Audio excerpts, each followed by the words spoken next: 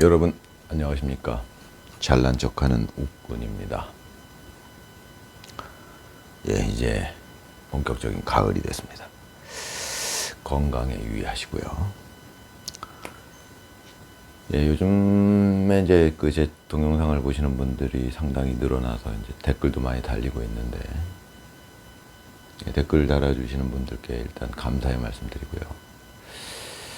예전에 이제 제가 젊었을 때, 1980년대쯤 됐을 때, 그 소위 카오스 이론이라는 이론이 나와서 이제 그 책 서점가에, 그때 당시에는 뭐 종로서적이니 뭐 교보문고니 뭐 이런 데서 그냥 책을 서점 안에서 보다가 나오고 뭐 이런 이제 문화가 많이 있었는데, 그때 이제 그 카오스 이론이라고 했죠. 혼돈 이론.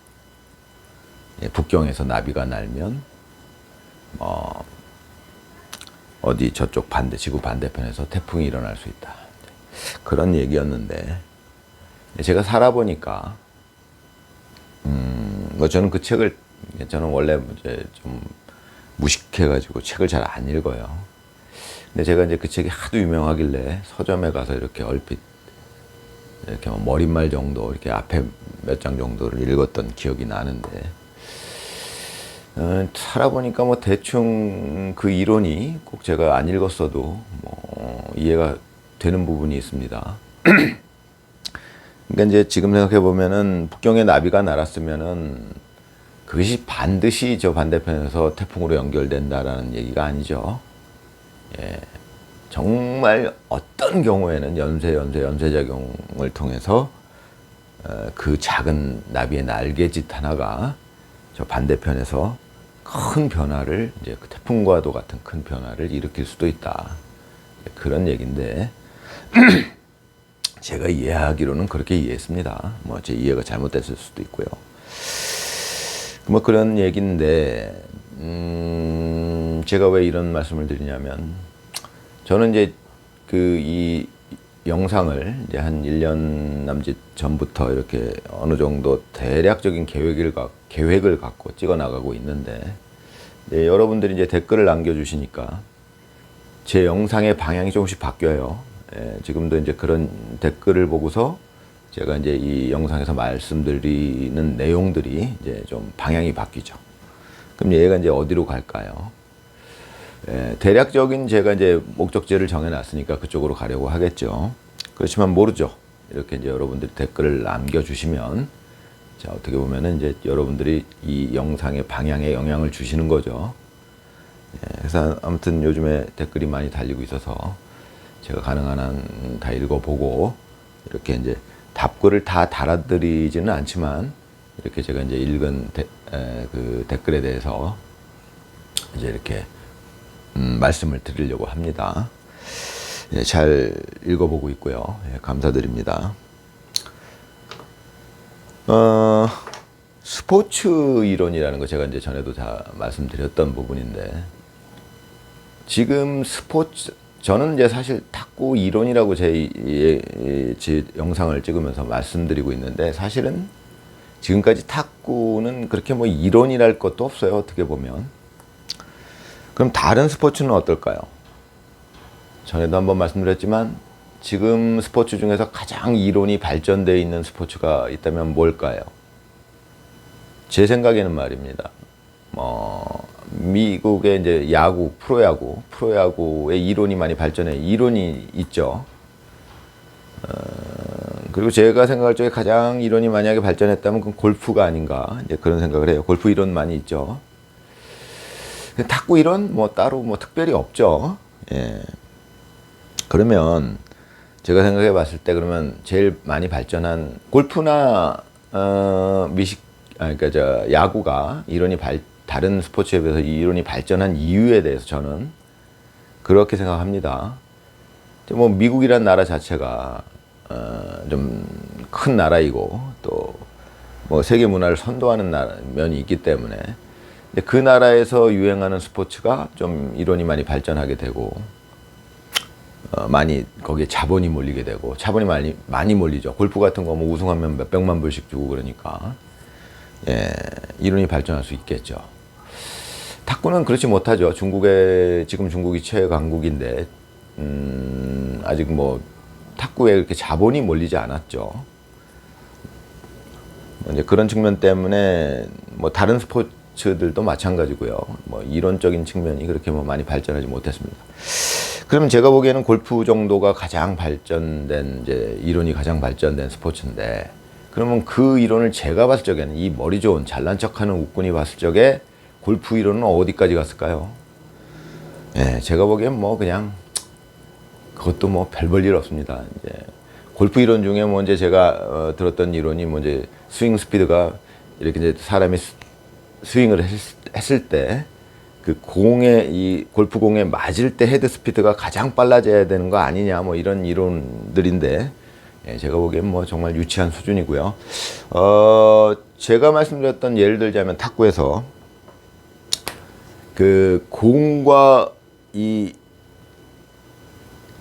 채가 만났을 때, 이제 이렇게 딱 쳤을 때, 만났을 때 일어나는 현상, 얘는 푹 들어갈 것이고, 얘는 이렇게 찌그러질 것이고, 이쪽이 더 많이 찌그러지겠죠. 찌그러지면서 얘네들은 서로 반발력을 가지게 되겠죠. 그 반발력을 갖다가 어느 정도까지 수축하다가 펴지는 반발력이 작용할 텐데, 그런 반발력에 맞춰서 우리가 힘을 주거나 하는 그런 동작에서 이 공에 영향을 많이 줄 수 있다. 뭐 이런. 그러니까 쉽게 얘기해서 탁구로 치자면 요거를 힘으로 강하게 때리는 게 아니라 같은 힘을 줬을 때, 이제 같은 힘으로 때렸을 때 아까 제가 말씀드린 그런 반발력이 가장 극대화되는 타이밍을 맞춰서 이렇게 힘을 실어 줬을 때 공이 굉장히 강하게 공에 힘이 실리는 거를 우리는 실제로 느낄 수 있습니다. 여러분들은 이제 해보세요. 이런 얘기를 제가 말씀드리지만 뭐 이런 쪽에 대한 고찰이 어떤 스포츠에서도 세계 최초입니다. 제가 보기에. 자, 골프에서도 똑같은 원리가 작용하고 있습니다. 그러면 그런 원리들이 골프 이론에서 이미 나와 있느냐? 아닙니다. 제가 세계 최초일 겁니다. 아마 여러분들이 제 얘기를 듣고 여러 가지로 이제 동영상을 찾아보든가 하시면 알게 돼요. 자, 골프에서 제가 말씀드리는 이론에 대한 그런 부분에 대한 고찰이 있었나요? 없었습니다. 제가 이제 탁구를 쳐보니까 골프에서도 거의 폼에 대한 얘기밖에 없어요, 사실은. 예. 그 얘기는 뭐냐면 이런 이제 사실 골프도 골프 채를 매개로 하는 스포츠죠. 채는 샤프트라고 그래요. 이 대가 있죠, 여기. 그 대가 공에 맞는 순간 그러니까 얘가 이제 스윙이 내려오는 때부터 약간 이렇게 휘어질 거라는 거. 예, 그게 이렇게 딱딱한 어떤 그 스티프라고 그러죠. 영어로 이제 그 막대기로 돼 있는데, 또 어떤 거는 뭐 좀 난창난창하게 이렇게 잘 휘어지는 그런 재질로 된 것도 있죠. 어찌됐건 그게 아무리 딱딱한 재질로 돼 있더라도 약간의 휘어짐은 반드시 생길 겁니다. 이렇게 스윙이 내려올 때 휘어질 거라고요, 이게. 휘어지다가 얘가 펴지는 어떤 그런 느낌으로 펴지는 반발력, 그런 것들을 이용해서 공을 맞춰내야지만 작은 힘으로 공을 멀리 보낼 수 있겠죠. 골프 같은 경우에 작은 힘을 써서 멀리 보내는 거 굉장히 중요합니다. 왜 그러냐면 그만큼 정확해지니까요. 작은 힘을 많이 쓰려고 하면 부정확해지기 쉽죠. 당연한 겁니다. 그런 쪽에 대한 고찰은 가장 이론이 발전한 골프에서조차 제가 지금 말씀드리는 그런 부분에 대한 고찰은 없었을 겁니다. 여러분들이 찾아보시면 알게 되고요. 하물며 탁구는 제가 말씀드리는 부분을 이해하고 있는 사람은 늘 말씀드리지만 지금 가장 발전된 중국의 지도부조차도 전혀 이해하지 못하는 부분들이 많죠. 제가 말씀드리는 내용 중에 이제 이미 다 뭐 선수들급은 다 알고 있는 내용들도 있어요.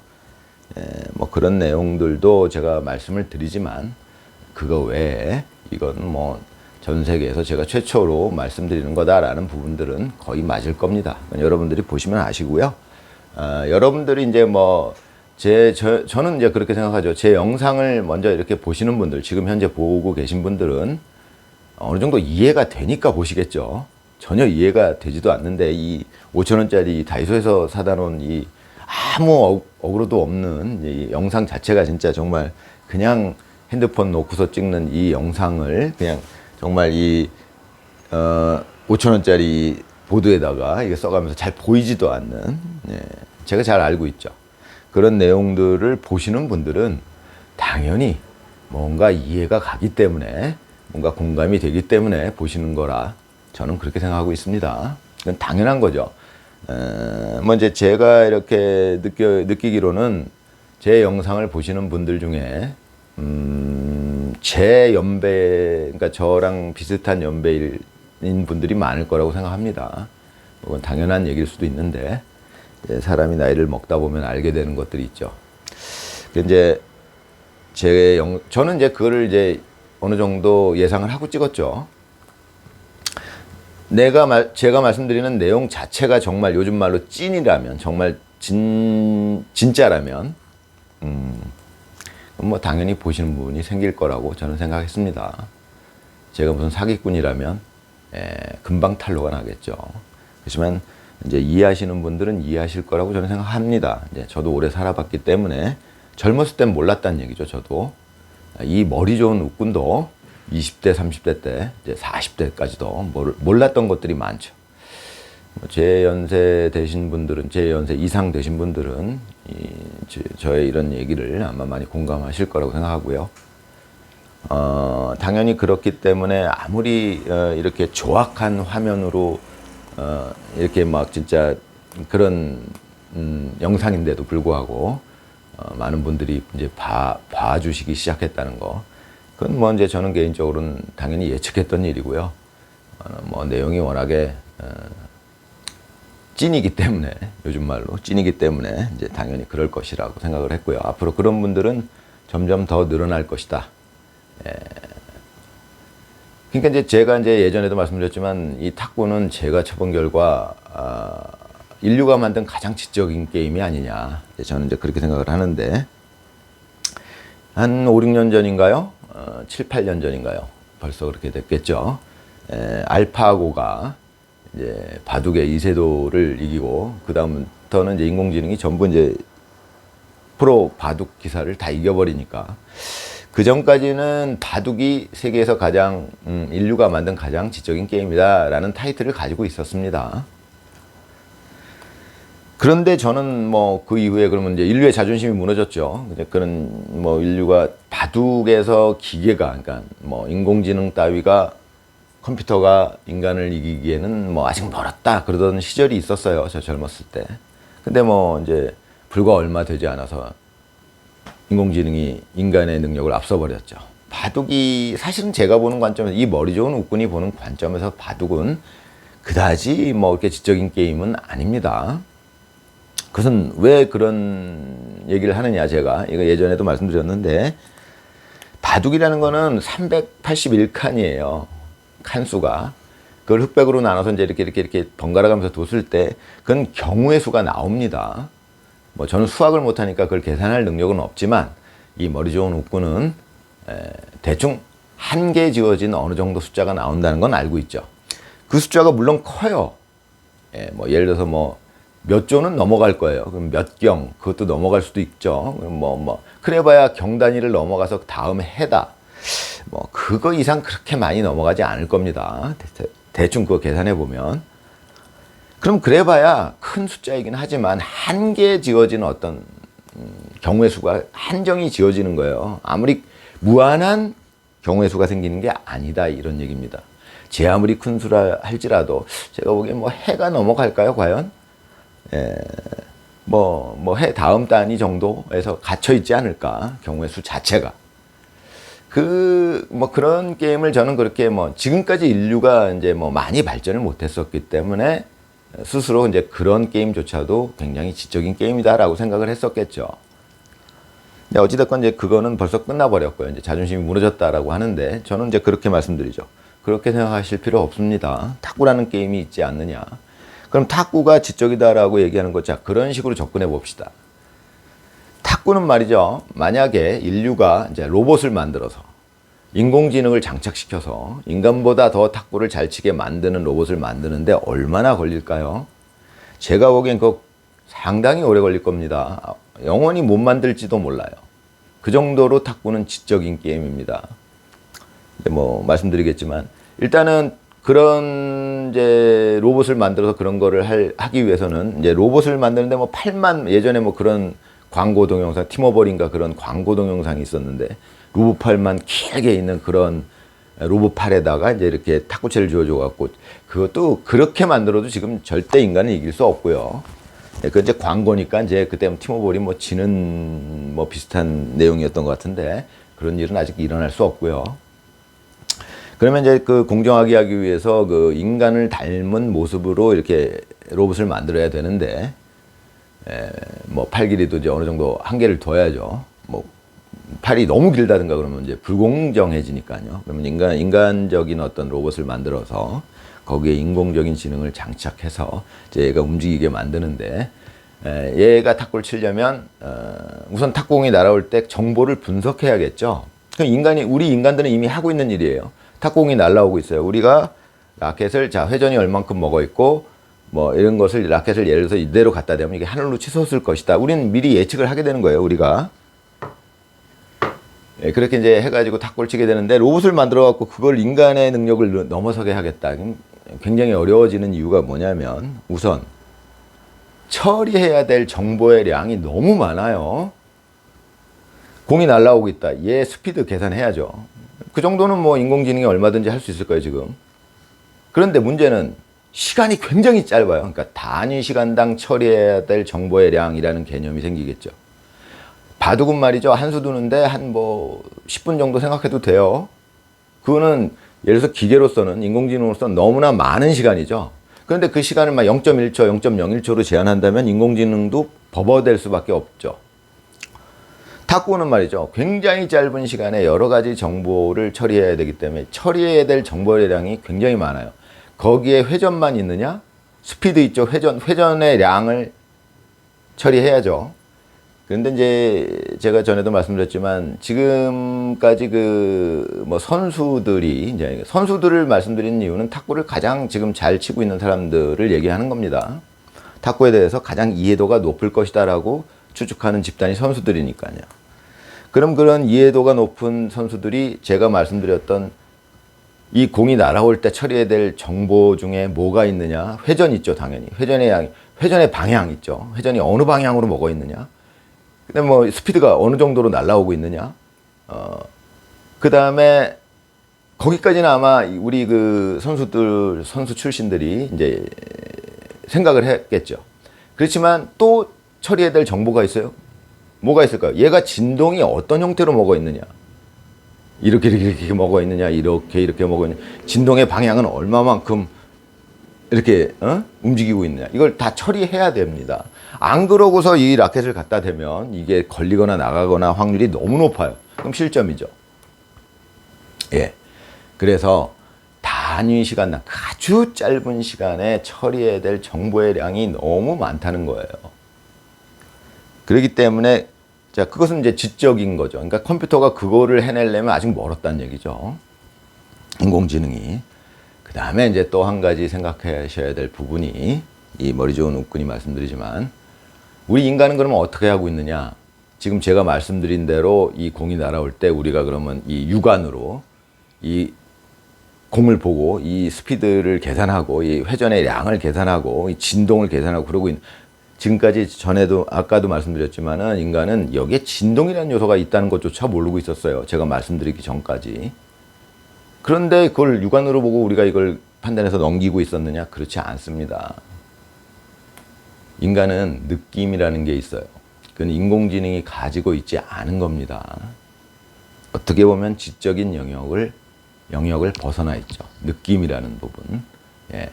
저는 이제 제가 탁구를 가끔 가르쳐 드리는 분들이 있을 때, 그 설명을 드리는데, 느낌으로 처리하셔라 라는 얘기를 말씀을 드리죠. 그걸 눈으로 일일이 보고서 모든 정보를 판단한다는 것은 사실은 불가능합니다. 그렇기 때문에 인간에게는 느낌이라는 감각이 있어요. 느낌이라는 감각은 말이죠. 정확하지는 않습니다. 100% 정확하지가 않아요. 그런데 느낌도 연습을 하게 되면은 한 8, 90%까지는 정확해집니다. 그런데 느낌은 100% 정확하지 않은 대신 굉장한 장점이 있죠. 그건 뭐냐? 정보를 처리하는 데 있어서 시간이 거의 걸리지 않는다는 거예요. 거의 동시에 느낌은 오기 때문에 정보를 처리할 수 있는 시간 같은 거는 필요하지 않다 이거예요. 거의 동시에 느낌이 옵니다. 그 부분이 느낌이 갖는 최대 장점이죠. 그러니까 탁구는 굉장히 빠르게 공을 판단하고 대응을 해야 되는데, 그래서 제가 현재 탁구 선수들이 가장 잘 친다는 중국 선수들조차도 앞에 붙어 있을 능력이 없다. 앞에 붙어 있으려면 여러 가지 능력이 필요한데 여러 가지를 알아야 되는데 아는 것이 없다. 그렇기 때문에 할 수 없이 뒤로 가는 것이다. 중국 선수들조차 제가 이제 그런 말씀을 자주 드리는데, 그렇기 때문에 우리나라는 중국을 앞서게 될 것이다. 이제 이게 웃군의 말입니다. 그러면은 앞에 붙어 있기 위해서 여러 가지를 알아야 되는 그 한 가지가 그겁니다. 느낌으로 처리하라는 거예요. 공을 느낌으로 처리하는 연습을 하면 처음엔 느낌이 그다지 정확하지 않지만 연습을 자꾸 쌓아갈수록 느낌이 정확해집니다. 100%까지 정확해질 수는 없어요. 느낌은 제가 경험한 바로는. 하지만 처음에는 느낌이 잘 안 오죠. 느낌 자체가 안 와요. 근데 느낌이 처음에는 또 온다 하더라도 굉장히 부정확해요. 막 느낌이 틀릴 때가 많죠. 이런 느낌이었는데 이게 아니네. 막 밑으로 가라앉을 것 같았는데 아니네. 틀릴 때가 많죠. 하지만 연습이 계속되면 느낌은 8, 90%까지 정확해진다. 만약에 90%까지 느낌이 정확해진다면 느낌의 장점, 판단하는 시간이 제로다. 걸리지 않는다. 그것 때문에 앞에 붙어 있을 때 반드시 느낌을 사용하는 법을 체득하고 있어야 된다. 자, 이런 것들을 알아야 앞에 붙어 있을 수 있습니다. 자, 탁구는 앞에 붙어 있어야 된다는 게 있으면 유리하다는 거는 지금 선수들도 다 알고 있어요. 그러면서도 그러면 왜 뒤로 가느냐? 전에도 말씀드렸지만 치키타 하기 위해서 뒤로 가야 됩니다. 그럼 왜 그러고 있느냐? 앞에 붙어 있는 방법을 모른다는 겁니다. 앞에 붙어 있으려면 제가 말씀드린 거 여러 가지 알아야 돼요. 그러면 다음 시간에 또 이제 이어서 말씀드려 보도록 하겠습니다. 감사합니다, 여러분.